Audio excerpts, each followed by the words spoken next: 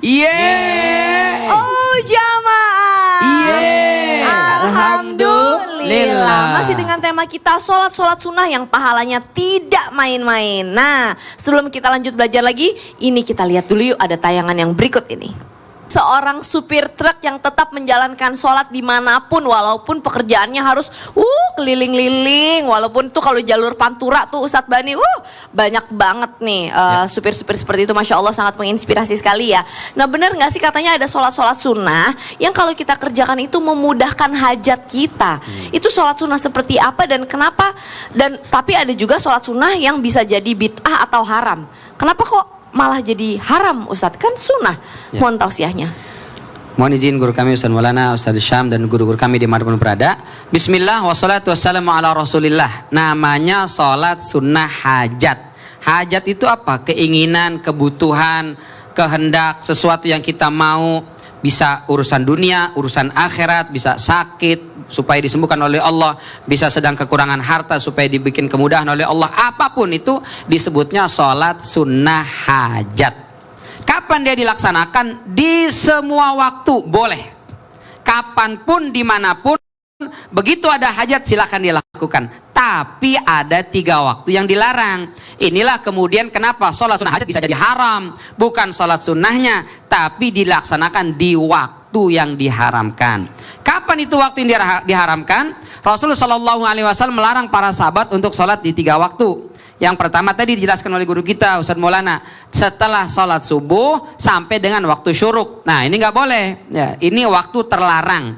Yang kedua yaitu ketika matahari sedang pas di atas kepala kita, itu nggak boleh sampai dia sedikit zawal bergeser.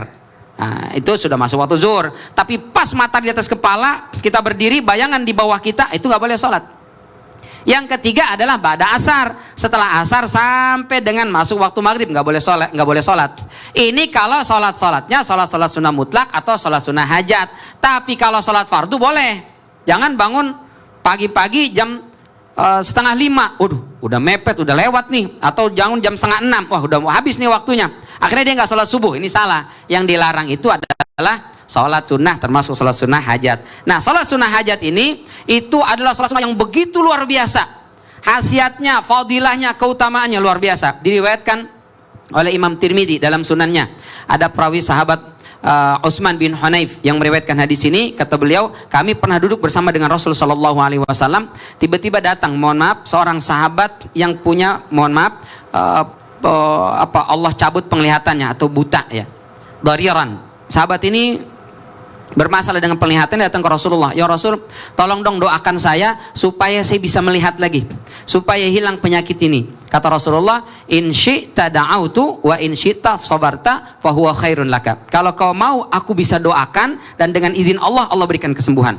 Tapi kalau kau mau bersabar, kau tetap ridha dengan ketentuan ini, fa huwa khairun laka, maka kau besok dapat surga.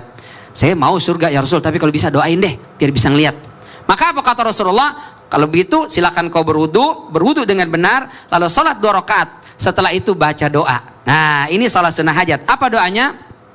Allahumma inni as'aluka wa atawajjahu ilaika binabiyyika Muhammadin nabiyyir rahmah. Ya Muhammad, ya Muhammad, ya Rasulullah, tawajjahtu bika ila rabbi fi hajati hadhihi litaqdiyali Allahumma fasyaffi'hu fi. Ini dibaca oleh sahabat tadi selesai sholat sunnah tadi.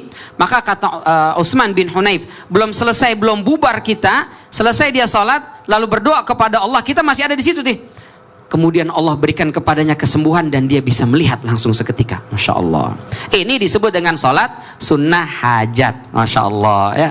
Nah, ini boleh dilakukan oleh siapapun kita yang butuh apapun. Mohon kepada Allah, silakan berwudu, sholat sunnah 2 rakaat, baca doa tadi. Insya Allah Allah akan berikan. Apakah langsung seketika Ustadz? Tergantung bagaimana Allah melihat kebutuhan itu. Kalau dikasih langsung kira-kira bagus nggak buat kita? Atau justru berdampak negatif, maka Allah yang lebih tahu kapan doa-doa itu diberikan kepada kita. Boleh jadi seketika diberikan, boleh jadi nanti diberikan di surganya oleh Allah Subhanahu wa taala, boleh jadi Allah berikan doa kita berupa Allah jauhkan kita dari berbagai macam mara bahaya dan musibah. Tapi yakin tidak ada hajat apapun yang kita berwudu dengan baik dan benar seperti dijelaskan oleh guru kita, lalu sholat 2 rakaat kita bermunajat kepada Allah dengan bersalawat kepada Nabi kita Muhammad sallallahu alaihi wasallam, kecuali hajat itu pasti akan dipenuhi Allah Subhanahu wa taala. Maka jamaah dimanapun jangan pernah berputus asa, jangan pernah pesimis, jangan pernah merasa masalah kita berat. Tapi seberat apapun masalah kita, kita punya Allah yang jauh lebih besar. Salatlah 2 rakaat, mohonlah kepada Allah dengan salawat kepada Nabi kita Muhammad sallallahu alaihi wasallam,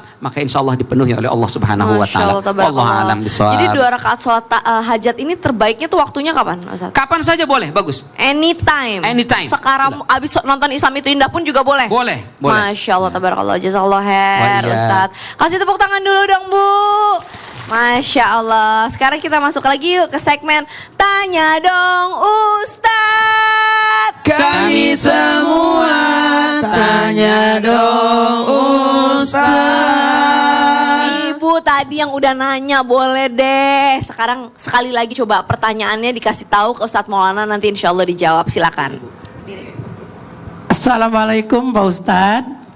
Warahmatullahi wabarakatuh. Perkenalkan kami Ibu Masni mau nanya ke Pak Ustadz, melakukan sholat sunat, dosa sekecil apapun yang akan diampuni oleh Allah Subhanahu wa taala. Nah, itu sholat sunat yang mana Pak Ustadz? Baik, terima kasih Ibu. Silahkan Ustadz Maulana. Masya Allah, tabarakallah, tidak ada manusia tidak punya dosa, betul tidak?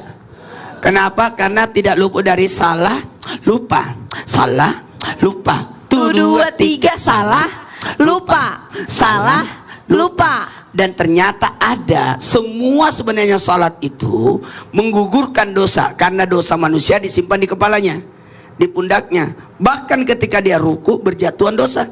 Tadi Ustaz Sam juga sudah jelasin, ketika kita wudhu bisa berjatuhan dosa. Nah, buat kita nih, ada salat sunnah yang luar biasa. 1, bisa menghapuskan dosa, sekaligus membuat dirinya bisa mendapatkan kebun di surga. Kalau tadi dapat rumah di surga, kata Ustaz Bani, ya. salah sunnah rawatib. Ini dapat kebun, mau nggak dapat kebun? Mau Ustaz. Dimudahkan semua urusan, mau nggak? Mau ya Allah. Kemudian ingat, bisa menebus orang tua. Menebus orang tua. Jadi ini bisa untuk pahala buat orang tua. Dan juga sedekah pada persendian. Tulang-tulang kita ada 300. Yang namanya salat sunat tasbih. Ulangi. Salat sunat tasbih. Berapa rakaat? 4 rakaat. Sekali lagi 4 rakaat. Kalau dilaksanakannya di malam hari 2 rakaat baru salam, 2 rakaat baru salam. Kalau dilaksanakannya di siang hari ada matahari, itu dilaksanakannya langsung 4 di waktu duha. 1, 2, 3 di waktu 2 langsung 4. Kalau di waktu tahajud 2 rakaat 2 rakaat. Tasbih itu gini. Salat sunat tasbih itu 300 tasbih. 1 rakaatnya yakni sebanyak 75 tasbih. Sekali lagi berapa? 75 tasbih.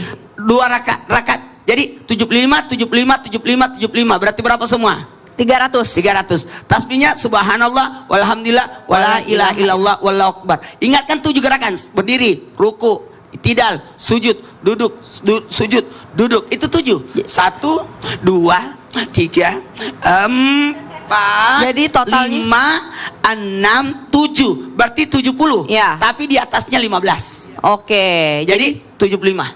Totalnya 75 kali 4 sama dengan 300. 300 dalam satu sholat ya. Satu Baik, sholat. jazakallah khair. Kasih tepuk tangan dulu dong, Bu. Sholat sunnah tasbih tuh ya. Nanti mungkin kalau yang masih bingung coba cari tahu sama guru-guru terdekat nanti supaya bisa ngebahas lebih dalam lagi gitu ya, Ustadz Maulana. Nah, sekarang aku kasih kesempatan buat bertanya lagi. Bu, siapa yang mau bertanya coba angkat tangan. Sebelah sini deh gantian. Oke, silahkan Ibu. Ya. Assalamualaikum warahmatullahi wabarakatuh. Waalaikumsalam warahmatullahi wabarakatuh. Pak Ustadz, saya mau tanya dong. Sebelumnya saya perkenalkan dulu, nama saya Neng Warsi dari tim dari Jamaah Majelis Taklim Anafisah Tambun Selatan. Saya kaget kirain tim penggerak PKK nih langsung nih. Silahkan Neng. Pak Ustadz, katanya kan kalau kita mau bepergian kita harus sholat sunnah dulu. Dan kalau seandainya tempatnya sama, bagaimana Pak Ustadz? Dan apa sih manfaatnya dari sholat sunnah tersebut sebelum kita bepergian? Terima kasih. Wassalamualaikum warahmatullahi wabarakatuh. Waalaikumsalam warahmatullahi wabarakatuh. Ustadz Syam silahkan. Tempatnya sama mungkin maksudnya masih daerahnya, kotanya sama tapi cuma mau ke pasar doang gitu kali ya. Silahkan. Sudah tapi guru-guruku jangan dilakukan Allah Subhanahu wa taala. Al-Qur'an surah Al-Mulk ayat 15. A'udzu billahi minasy syaithanir rajim. هو الذي جعل لكم الأرض ذلولا فامشوا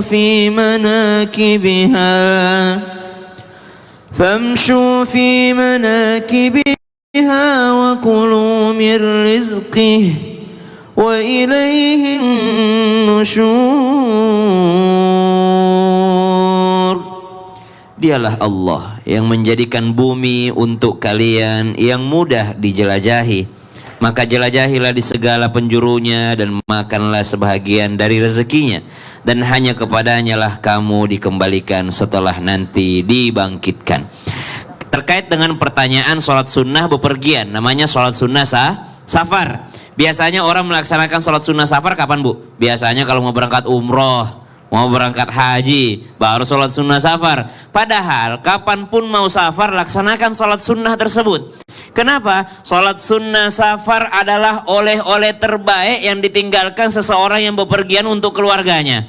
Jadi kalau ada orang yang mau keluar rumah dengan mengatakan dia keluar rumah khawatir dengan anak yang ditinggal, khawatir dengan istri yang ditinggal, khawatir dengan rumah yang ditinggalkan, maka sholat sunnahlah, karena itu adalah yang terbaik yang kau tinggalkan untuk keluargamu di saat engkau bepergian. Jadi bukan hanya untuk yang berangkat, tapi fadilah sholat sunnah safar adalah untuk orang yang kita tinggalkan. Itu yang pertama. Yang kedua, tata caranya seperti apa?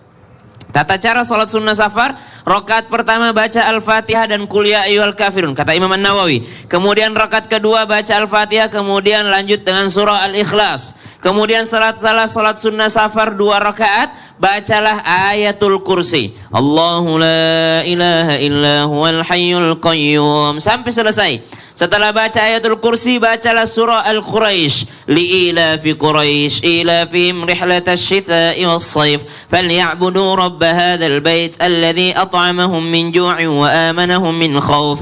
Setelah baca surah Al-Quraisy, bacalah doa-doa perjalanan seperti Bismillahi tawakkaltu 'alallah la haula wala quwwata illa billah. Bacalah daripada doa-doa yang engkau awali dengan memuji Allah dan engkau akhiri dengan memuji Allah. Jadi sebelum membaca doa, puji Allah. Hamdan yuafi ni'amahu wa yukafi'u mazida, hamdan syakirin, hamdan na'imin, hamdan yuafi ni'amahu wa yukafi'u mazida. Ya Rabbana lakal hamdu kama yanbaghi li jalali wajhikal karim wa li 'azimi sultanik. Itu namanya memuji Allah Subhanahu wa taala. Lalu diakhiri dengan memuji Allah Subhanahu wa taala. Subhana rabbika rabbil izzati amma yasifun wa salamun al mursalin walhamdulillahi rabbil alamin. Maka salat sunnah safar memberikan kebaikan bagi orang yang berangkat, memberikan perlindungan bagi orang yang ditinggalkan. Nanti salat sunnah safar itu akan ada juga salat sunnah kepulangannya. Jadi bukan hanya salat sunnah sebelum pergi, salat sunnah ketika datang pun ada, sehingga terhindar daripada keburukan yang dibawa dari luar untuk masuk ke dalam rumahnya. Kemudian apalagi yang bisa kita amalkan daripada perjalanan ini? Orang yang berada dalam perjalanan, maka dia termasuk orang yang diterima doanya oleh Allah Subhanahu wa taala, ataupun doa dia adalah doa yang mustajab. Maka kita melakukan perjalanan ada pahalanya, sebelum perjalanan ada pahalanya, kemudian pulang dari perjalanan juga ada pahalanya. Masya Allah, Ustadz Syam, ini penting banget. Aku jadi pengen ngajarin diri aku sendiri dan juga supir-supir di rumah. Sebelum perjalanan, boleh nggak perjalanannya kalau di situ-situ aja? Boleh. Boleh aja ya kan. Dan kalau kita di Islam itu kan harus sehat lahir dan batin. Dari tadi kan kita ngasih makanan ruh nih. Ternyata ada makanan buat lahir kita juga nih Ustadz Syam. Yang penting banget, yang insya Allah manfaat buat kita seluruh muslim yang ada di Indonesia ini. Yang akan diberikan informasinya langsung oleh Ustadz Maulana dan juga Kak Fadli. Seperti apa? Ini dia.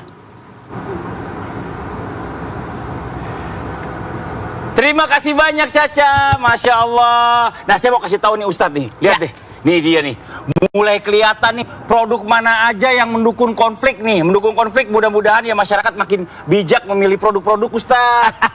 Jamaah di sini juga harus bijak ya buat ninggalin produk yang mendukung konflik. Harus tegas, cintai produk dalam negeri. Betul tuh jamaah. Terus katanya nih ya, ada beberapa produk yang kita dianjurkan untuk menjauhi produk-produk tertentu ya Ustadz ya? Betul, terutama produk dari luar. Tapi tenang, kita kan ingat, nggak perlu bingung. Karena udah banyak juga nih yang pakai produk dalam negeri. Selain itu, dengan kita membeli produk lokal, itu namanya kita membantu memajukan UMKM. Serta perekonomian Indonesia juga. Wah, berdampak banget ya Ustadz ya. Apalagi nih produk lokal, kan kualitasnya bagus-bagus ya Ustadz ya, bener ya? Betul, mulai dari baju, sepatu, makan, minum, sampai susu steril saya aja. Itu produk Indonesia loh. Wah, beneran Ustadz? Iya, ya ini nih susu steril nih, nih. Susu steril yang udah pasti lebih enak dan berkhasiat buat jaga daya tahan tubuh. Kayak susu 7 kurma nih. Susu steril 7 kurma. Iya. Wah, ada kurmanya dong. Betul, nutrisi susu steril ditambah khasiat kurma, jadi double khasiatnya. Bagus untuk jaga daya tahan tubuh. Dan alhamdulillah, susu steril 7 kurma 100% produk Indonesia. Lebih enak lagi nih, kamu cobain Li nih. Wih, Masya Allah, terima kasih banyak Ustadz. Jazakallah khairan kasiran. Saya minum Ustadz ya. Iya dong. Bismillahirrahmanirrahim.